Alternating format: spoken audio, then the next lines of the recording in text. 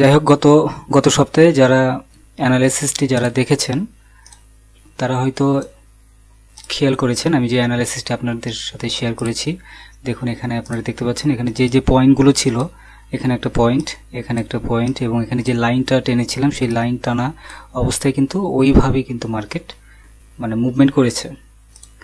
তো এখন এই সপ্তাহে কি হবে সেটির একটা অ্যানালাইসিস আপনাদের সাথে শেয়ার করব, ফরকাস্ট। তো এই ফরকাস্ট অনুযায়ী মার্কেট ওইভাবেই যাবে আশা করছি। তো এখানে দেখুন প্রত্যেকটা পয়েন্ট অনুযায়ী কিন্তু মার্কেট গিয়েছে। তো এই সপ্তাহে মার্কেট মূলত যে মুভমেন্টটা করেছে সেটি সম্পূর্ণই ফান্ডামেন্টালের উপরে মুভমেন্ট করেছে, এবং নেক্সট যেই সপ্তাহটা আসছে এই সপ্তাহে মার্কেট ফান্ডামেন্টাল এবং টেকনিক্যালের উপরে ডিপেন্ড করে মার্কেট মুভমেন্ট করবে। তো এখন এখান থেকে ধরুন আমরা যদি লাইনটা টানি, এখানে একদম ক্লিয়ার বোঝা যাচ্ছে যে মার্কেট কোন দিকে যাচ্ছে। একদম এইভাবে যদি দেখা হয়, দেখুন একদম এর মধ্যে দিয়ে কিন্তু মার্কেট যাচ্ছে।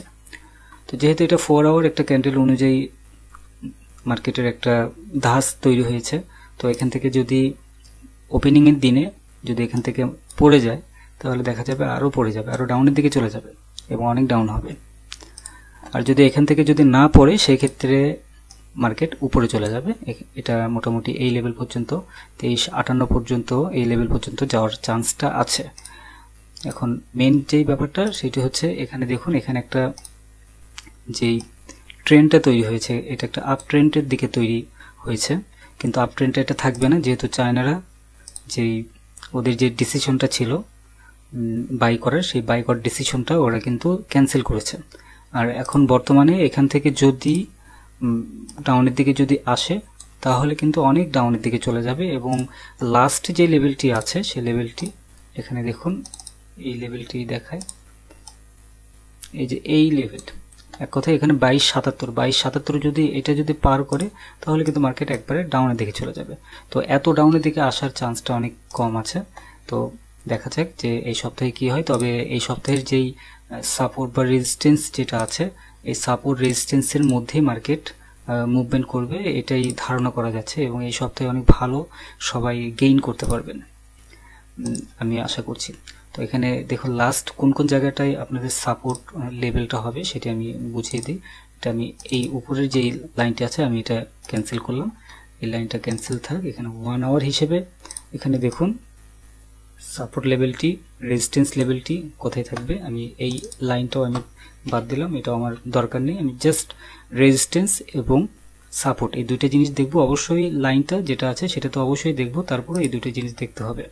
তো এখন মার্কেট যেহেতু এখান থেকে ঘুরে অন্যদিকে যাচ্ছে, তো এটা কিন্তু শুধুমাত্র এই যে এখান থেকে যে লেভেলটা ছিল সাইডওয়ে মার্কেট ছিল, সেই সাইডওয়ের কারণে এখান থেকে মার্কেট ব্যাক করার চান্সটা আছে। তো এখানে দেখুন, এখানে 23.6 এটা একটা সাপোর্ট আছে। তো 23.6 যদি এটা পার করে দেন কিন্তু এই যে এই পজিশনটাতে আসবে। তবে এটা খুব একটা বড় না, এখান থেকে যদি মার্কেট ডাউনের দিকে যদি আসে তাহলে একদম টাচ করবে এই লেভেলটাতে। তো তাহলে আমরা এখানে আমাদের লাস্ট যেই লেভেলটি আছে সেটি হচ্ছে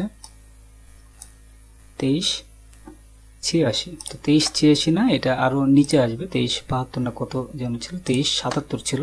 তো 2377, তো এটা লাস্ট লেভেল 2377টা ধরা যেতে পারে, এবং এখান থেকেই মার্কেট এর মধ্যেই ঘোরাফেরা করবে। তাহলে আজকে যেই বিষয়টি যে এই সপ্তাহে মানে কত রেঞ্জের মধ্যে মার্কেট থাকবে এটা দেখা দরকার। এই সপ্তাহে শুধুমাত্র মার্কেটের রেঞ্জ সর্বোচ্চ এই সপ্তাহে রেঞ্জ হবে এই 2377 থেকে একদম 2377 থেকে 2290। তো এর মধ্যে মার্কেট ঘোরাফেরা করবে। নোটপ্যাডে একদম ক্লিয়ার করে দিই যে যদি উইকলি আপনারা কেউ কোনো ট্রেডিং এন্ট্রি যদি বসান, সেই ক্ষেত্রে আপনাদের যদি সেল এন্ট্রি যদি দেন, সেল এন্ট্রির ক্ষেত্রে উইকলি সেল এন্ট্রির ক্ষেত্রে এসএল পজিশনটা হবে 2385, এটা এসএল এন্ট্রি হবে। এসএল, আর যদি মানে যে পজিশনটাতেই এন্ট্রি দেন না কেন এসএলটা হবে 2385, এবং যদি বাই এন্ট্রি দেন সেই ক্ষেত্রে বাই পজিশনটা তো এখানে অবশ্যই আছে, এখানে বর্তমানে যে পজিশনটাতে আছে মার্কেট ওপেনিং এর সময় হয়তো বাই দিতে পারেন, বাই এন্ট্রি দিলে 2310 এসএল দিতে পারেন। এটা বাই এন্ট্রির ক্ষেত্রে 2310 আপনি এসএল দিতে পারেন। এই 2310টা কেন দিলাম সেটা দেখুন, এই যে এখান থেকে তখন যে লাইনটা টেনেছিলাম সেই লাইন টানা অবস্থাতেই এখানে কিন্তু ক্লিয়ার বোঝা যাচ্ছে 2310। তো এই হচ্ছে ব্যাপার। আর আরেকটা বাই এন্ট্রি যদি দেন সেই ক্ষেত্রে এসএলটি হবে মানে সেকেন্ড এসএল যেখানেই দেন না কেন বাই এন্ট্রির ক্ষেত্রে এসএল হবে 2277। তো এই হচ্ছে মূলত ব্যাপার। আর সেলের ক্ষেত্রে আপনি 2385। তো এই সপ্তাহে মূলত মেইন আমাদের এই সপ্তাহে 2385 এটা সর্বোচ্চ, এবং 2277 মানে এর মধ্যেই মার্কেট থাকবে।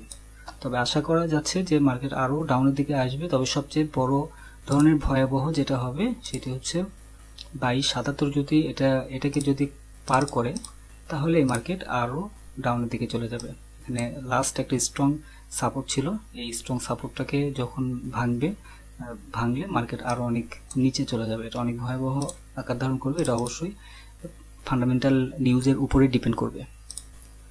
ধন্যবাদ সবাইকে।